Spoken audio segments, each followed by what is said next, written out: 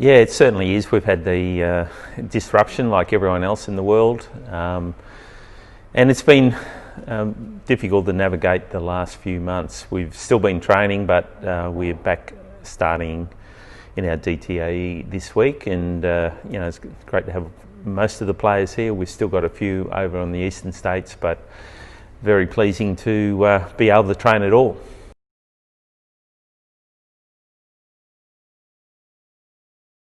Well, yeah, we've had a good start with our training this week.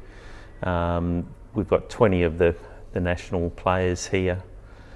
Some are still in training out of isolation, so they will rejoin the group next week. So we're pleased to have that involvement with the majority of our squad. We're not exactly sure when our next international match will be.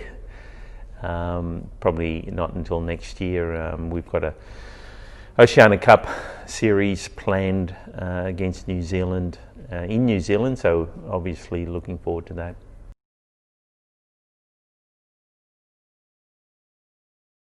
Yeah, I think trying to keep everyone connected as much as what we can. It's people disappeared to return to their homes around Australia, so there's a variety of what players can do, and it's fair to say some of the motivation of the players was tested during that period. So we're over the majority of that, although we do have different restrictions in New South Wales or Queensland, and unfortunately in Victoria they're not going so well there, and they've got further COVID restrictions in Victoria. So we're certainly thinking of our Victorian athletes and all our Victorian hockey community, and hopefully the restrictions that are now in place from last night will control the spread of the COVID virus as much as what we can, and hopefully we come out the other side in a very strong position.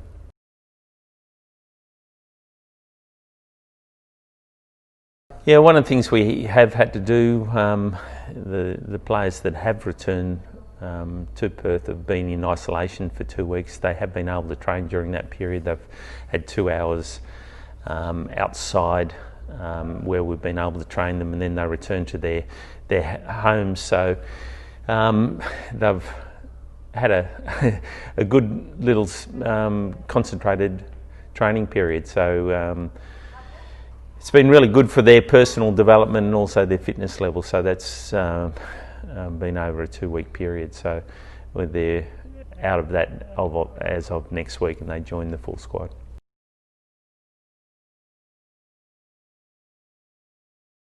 Well, certainly to keep him improving and train for the Olympics. The Olympics is still on the agenda.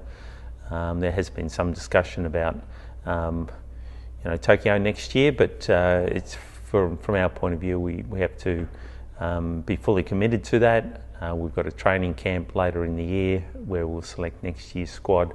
Hopefully everyone can be available for that, depending on what happens in Victoria. But that's full steam ahead at this stage, and obviously that's an important phase of our preparation for next year. Aside from that, then the players in Perth have been competing in the local club competition and have enjoyed that competition and developing their game within their various clubs.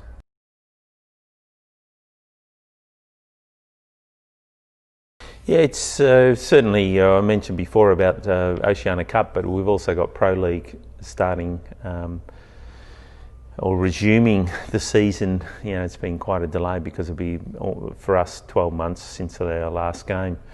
So that's a focus. We do have the Anzac Day clash here with New Zealand, and then after that we go to Europe. That's what the planning is at the moment. And Pro League is starting back up in Europe next month. So it's good to see that happening at different places around the world, that sport is, a stepping stone to getting back into normality.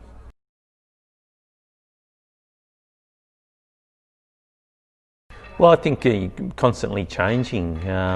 We've made a lot of plans along the way, and then there's, through what's happening in the community with COVID, that it keeps changing all the time. So we've had to be really flexible, but just keeping everyone connected and thinking ahead and thinking positively has been a challenge.